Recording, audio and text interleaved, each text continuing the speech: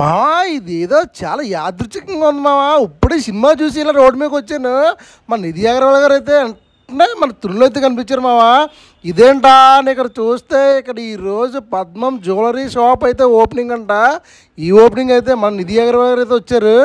మావా సినిమాలో కన్నా బయటే బాగుంది మావా. నిధి అగర్వాల్ అయితే ఉంది మావా. మాటలు అయితే మన తుని గురించి చాలా బాగా మాట్లాడింది మావా. మీరు ఎవరన్నా ఈ ఓపెనింగ్కి వెళ్తే కామెంట్ చేయండి.